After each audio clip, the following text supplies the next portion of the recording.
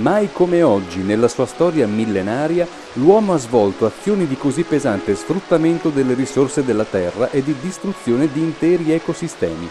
Clima, acque, foreste e biosfera subiscono ingiurie continue con conseguenze assai gravi per il prossimo futuro del nostro pianeta. Questo filmato dedicato al Friuli Venezia Giulia vuole attirare l'attenzione sulla responsabilità che compete a tutti come singoli e come comunità per concorrere a salvaguardare gli ambienti naturali e la loro biodiversità.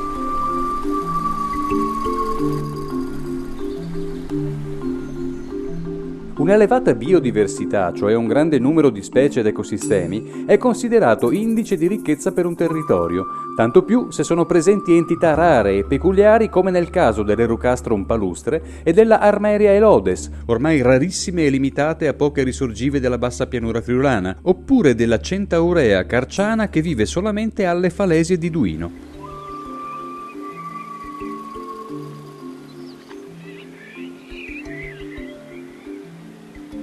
Il patrimonio biologico di una regione diviene poi ancora più ricco quando è segnato da specie che regolarmente vi trovano le condizioni per riprodursi, magari provenendo da lontanissimi paesi come ad esempio il gruccione, che arriva dall'Africa subsahariana, per nidificare lungo le sponde dei torrenti friulani.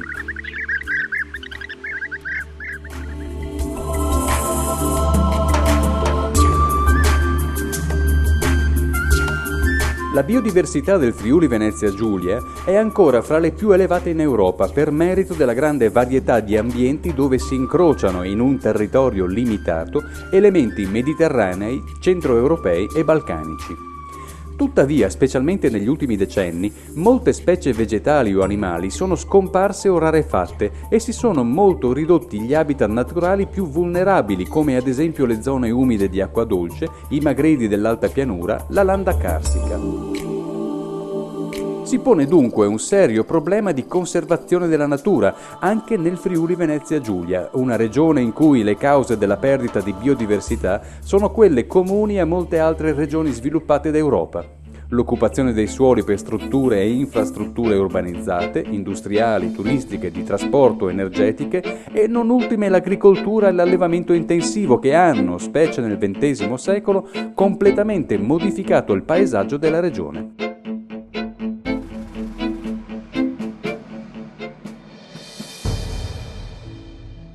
Il Friuli Venezia Giulia è una regione montuosa per circa la metà del suo territorio. La montagna friulana nel secolo trascorso ha visto una impressionante riduzione dell'insediamento umano che è emigrato verso le più favorevoli condizioni di vita della pianura.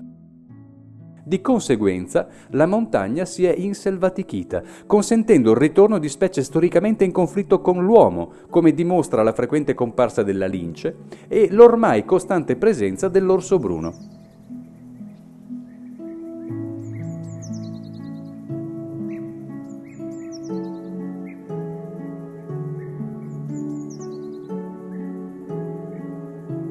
La riconquista degli spazi naturali ha favorito anche l'invasione di una specie molto prolifica come il cinghiale, però complessivamente l'aumento della superficie forestale ha provocato una certa uniformità degli ecosistemi, con la riduzione soprattutto dei pascoli e delle praterie.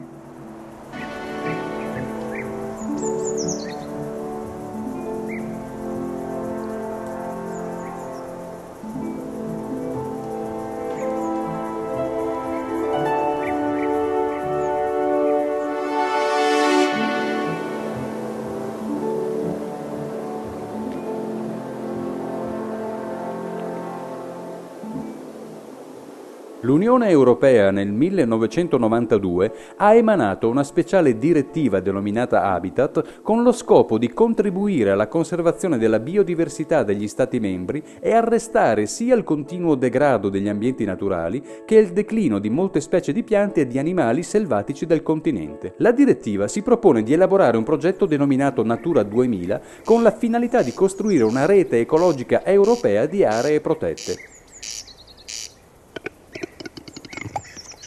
La rete si configura come un sistema complesso di protezione ed è costituita da zone speciali di conservazione, dette ZSC, designate sulla base di siti di importanza comunitaria, detti SIC, che ospitano sia habitat che specie di animali e vegetali, spesso a rischio di scomparsa e che pertanto richiedono una protezione rigorosa.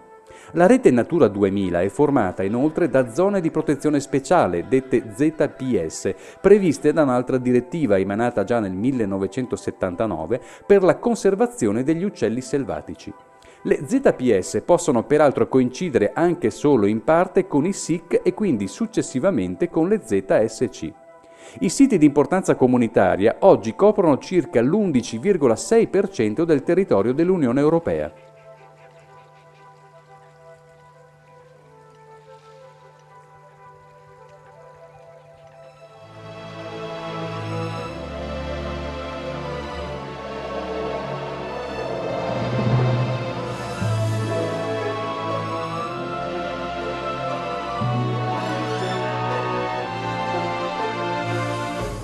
Per attuare il progetto Natura 2000, lo Stato italiano ha coinvolto le regioni sia per l'individuazione dei siti di importanza comunitaria, i SIC, sia per la designazione delle zone di protezione speciale a favore degli uccelli selvatici. Nel Friuli Venezia Giulia si contano attualmente 56 siti di importanza comunitaria già validati dall'Unione Europea e idonei, quindi nel prossimo futuro, ad essere istituiti a cura dello Stato italiano quali zone di speciale conservazione. Le zone di protezione speciale sono invece 8 e per la gran parte esse coincidono con alcuni SIC di grandi dimensioni, come nel caso delle lagune di Grado e Marano, delle Prealpi e Alpi Giulie, delle Dolomiti Friulane, delle Alpi Carniche e del Carso. Complessivamente i SIC e le ZPS coprono circa il 18% del territorio regionale per un totale di quasi 140.000 ettari. Una parte di questi territori, pari a 57.000 ettari, e cioè oltre il 7% della regione, è costituita dai 2 parchi e dalle 12 riserve naturali regionali già istituiti con una legge speciale regionale del 1996 e che pertanto si arricchiscono anche della qualifica di siti di importanza comunitaria e zone di protezione speciale. I parchi e le riserve naturali regionali sono stati ovviamente considerati quali elementi fondanti per definire i SIC e le ZPS e quindi tutta la rete Natura 2000 del Friuli Venezia Giulia.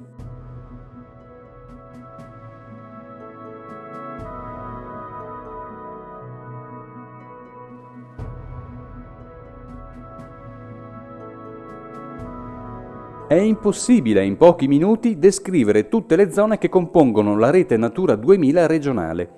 Dovremo quindi scegliere una sintesi degli habitat e delle specie più significative, immaginando di sorvolare il Friuli Venezia Giulia dalle Alpi verso l'Adriatico. La catena carnica di confine con la Carinzia, dai monti Peralba, Coglians, Creta di Timau, Creta di Aip, fino al Monte Cavallo di Pontebba, rappresenta la ZPS più settentrionale del Friuli. Essa include 2 vasti SIC nei settori estremi del proprio territorio. Gli habitat più diffusi sono quelli di alta montagna e dunque le rocce e i ghiaioni sia calcarei che silicei dove, nella piena estate, è facile osservare i cuscinetti rosa della potentilla nitida e quelli rossi della Silenea caulis, oppure il vistoso giallo del Doronicum grandiflorum.